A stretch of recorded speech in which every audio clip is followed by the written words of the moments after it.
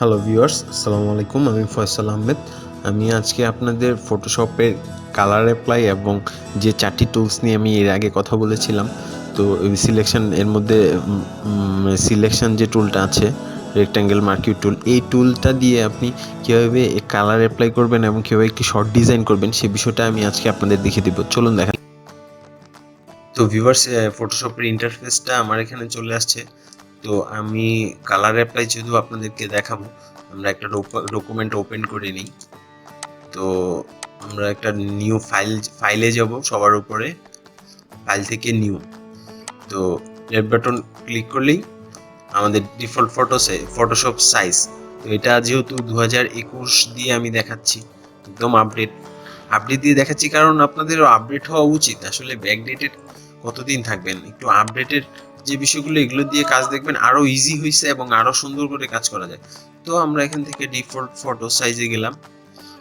তো কালারের অপশনটা এই যে দেখছেন আপনারা বাম পাশে টুলবারের নিচে যে কালার অপশনটা, উপরেরটা হচ্ছে ফরগ্রাউন্ড কালার, নিচেরটা হচ্ছে ব্যাকগ্রাউন্ড কালার। আপনারা উপরেরটা ডাবল ক্লিক করবেন, লেফট বাটন ডাবল ক্লিক করার পর এখানে আপনার কালার শো করবে। আপনারা যেটা ইচ্ছা সেইটা কালার দিতে পারবেন। এখানে ওয়েনলি ওয়েব কালারের একটা অপশন আছে, এখানে গেলেও আপনারা ওয়েব কালারগুলো এখান থেকে দিতে পারবেন। ধরেন আমি এই কালারটাই দিলাম, তো ওকে দিব। ওকে দেওয়ার পর দেখতে পাচ্ছেন দর্শক, এই টুলবারের নিচে উপরে মানে ফরগ্রাউন্ড কালারে মিষ্টি কালারটা অ্যাপ্লাই হয়ে গেছে, আর নিচে হচ্ছে আকাশি কালার। তো এখান থেকে আপনি অল্টার ব্যাক স্পেস চাপ দিলেই উপরের যে ফরগ্রাউন্ড কালারটা ওইটা অ্যাপ্লাই হয়ে গেছে ডকুমেন্টে। আর যদি আপনি কন্ট্রোল ব্যাক স্পেস চাপ দেন তাহলে ব্যাকগ্রাউন্ড কালার যেটা নিচে আকাশি কালার সেটা অ্যাপ্লাই হচ্ছে ডকুমেন্টে। তার মানে আমরা শিখতে পারলাম যে ফরগ্রাউন্ড কালার, আপনার ফরগ্রাউন্ড আর ব্যাকগ্রাউন্ড দুইটা কালার আমরা এখানে অ্যাপ্লাই করব। এখানে আমরা আগে কালারটা চুজ করব। তো চুজ করার পর ওকে দিব। তারপর ফরগ্রাউন্ড যেটা ওইটার জন্য অল্টার ব্যাক স্পেস, আর ব্যাকগ্রাউন্ড কালারটাও আমরা সেম ভাবে এখান থেকে চুজ করব। তো চুজ করার পর এই কালারটা দিলাম, ওকে, দেন কন্ট্রোল ব্যাক স্পেস। তো এখান থেকে আমরা কি দেখতে পেলাম যে ফরগ্রাউন্ড কালার যেটা ওইটার জন্য হচ্ছে আপনার অল্টার ব্যাক স্পেস, এবং ব্যাকগ্রাউন্ড কালার যেটা এটার জন্য হচ্ছে কন্ট্রোল ব্যাক স্পেস। তো আমরা কালার অ্যাপ্লাই বিষয়টা দেখলাম ডকুমেন্টে। তো এখন কিভাবে এই সিলেকশন টুলগুলো দিয়ে, মানে এই যে রেক্ট্যাঙ্গল মার্কিউ টুল আর ইলিপ্টিক্যাল মার্কিউ টুল, লেসো টুল, এই টুলগুলো দিয়ে কিভাবে একটি ডিজাইন করা যায় আমি সেটা আপনাদেরকে দেখাবো। তো ভিউয়ার্স, আমি যেহেতু আপনাদেরকে সিলেকশন টুলগুলো দিয়ে একটি ডিজাইন করে দেখাবো, সেহেতু আমি এগুলা কেটে দিই। নতুন একটা ডকুমেন্ট আমি ওপেন করি, উপরে ফাইল থেকে new, default photo size double click করলে একটা ডকুমেন্ট ওপেন হচ্ছে। তো ডিজাইন কিভাবে করবেন, একটা বাড়ি, সাপোজ ছোট একটা বাড়ি আপনাদেরকে আমি ডিজাইন করে দেখাচ্ছি। এটা হচ্ছে আপনি এখান থেকে পলিজনাল লেসো টুল নিলেন, লেফট বাটন ক্লিক করে, দেন এখানে একটা ক্লিক করলেন, এখানে একটা ক্লিক করলেন, দেন এভাবে একটা ক্লিক করলেন এই কোণায়, দেন এই কোণায় একটা ক্লিক করলেন, দেন এখানে একটা ক্লিক করলেন।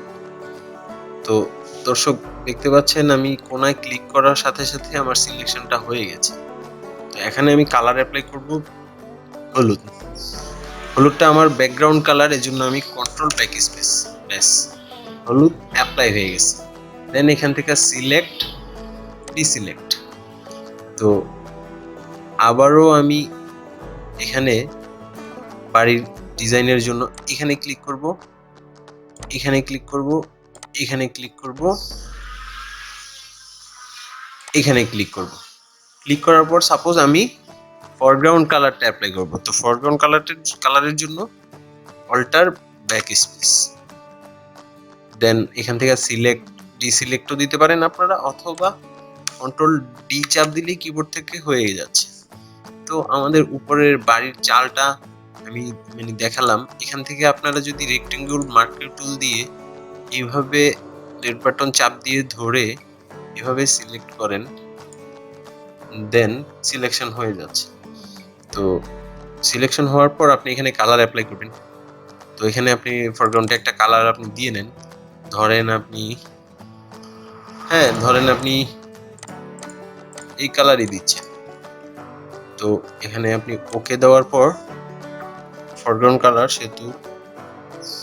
কালার যেহেতু আমি অ্যাপ্লাই করছি সেহেতু অল্টার ব্যাক স্পেস। দেখতে পাচ্ছেন ভিউয়ার্স, আমাদের কালারটা এরকম হয়ে গেছে। তো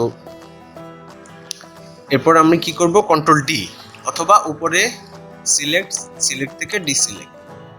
তো যখন এতটুকু কমপ্লিট তখন আমি নিচের এই ঘরের পিরাটা দিব। তো পিরাটা দেওয়ার জন্য আবার সেম রেক্টেঙ্গল মার্কিং টুল দিয়ে আমি এভাবে দিতে পারি।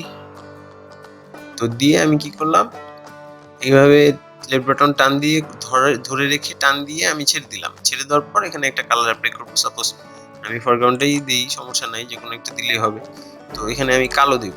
ওকে, ফরগ্রাউন্ড সেহেতু অল্টার ব্যাক স্পেস। ব্যাস, আমাদের ঘরের পিড়া হয়ে গেল। তখন কি করব, আমি সিলেক্ট থেকে ডিসিলেক্ট। ব্যাস, তো এখন একটা দরজা প্রয়োজন এখানে। তো দরজার জন্য দর্শক সেম এখান থেকে আপনি রেক্টেঙ্গল মার্কেট টুল দিয়ে আপনি এইভাবে একটি দরজা বানাতে পারবেন। তো বানানোর পর আপনি কি করবেন, দরজার ভিতরের কালারটা কালো দিবেন। ফরগ্রাউন্ড কালার কালো দেওয়াই আছে। তো আপনি অল্টার ব্যাক স্পেস চাপ দিলেই কালারটা কালো হয়ে যাচ্ছে। তো দরজাটা আপনি আবার কি করবেন, সিলেক্ট থেকে ডিসিলেক্ট। দরজার ভিতরে দরজার যে দুইটা পার্ট থাকে, এই দুইটা পার্ট দেখাচ্ছি আমি আপনাদের। লেসো টুল দিয়ে, পলিজনাল লেসো টুল দিয়ে কাজগুলো করবেন। এখান থেকে এখানে, এখানে।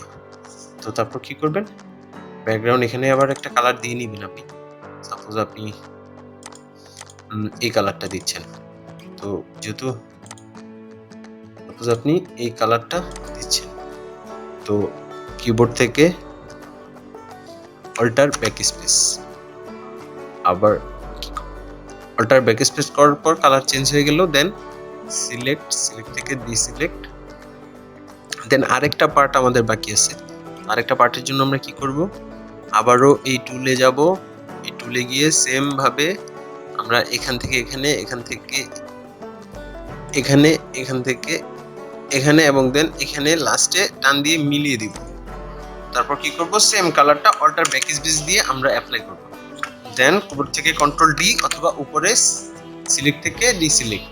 তো দেখুন, আমি আপনাদের জাস্ট দেখানোর জন্য এই বাড়ির ডিজাইনটা আসলে কালার অ্যাপ্লাই করে কিভাবে এই টুলগুলো দিয়ে আপনারা ডিজাইনটা করবেন তার জন্য সিম্পলি আপনাদের দেখানোর জন্য করছি। আপনারা আরো সুন্দর করে সময় নিয়ে করবেন, তাহলে আরো সুন্দর হবে। আর দর্শক, আরেকটা রিকোয়েস্ট হচ্ছে, আমার চ্যানেল নলেজ ওয়েলথ বাংলায় আমি এইখানে ফটোশপ রিলেটেড অনেক ভিডিও আপলোড করব। ধাপে ধাপে একদম বিগিনার হওয়া পর্যন্ত যতটুকু প্রয়োজন, আমি যতটুকু জানি এবং যতটুকু লাগে আমি আপনাদের তা পাবলিশ করব। ছোট্ট একটা অনুরোধ, সেটা হচ্ছে আমার ভিডিওটা ভালো লাগলে আপনি লাইক করবেন এবং চ্যানেলটি সাবস্ক্রাইব করে রাখবেন। আর অবশ্যই লাইক করবেন, কারণ এই ভিডিও তৈরি করতে অনেক কষ্ট হয়। তো আপনারা লাইক করলে আমি অনুপ্রাণিত হব এবং আরও ভবিষ্যতে এই ফটোশপ নিয়ে আরও বিস্তারিত আমি আপনাদের দেখানোর চেষ্টা করব।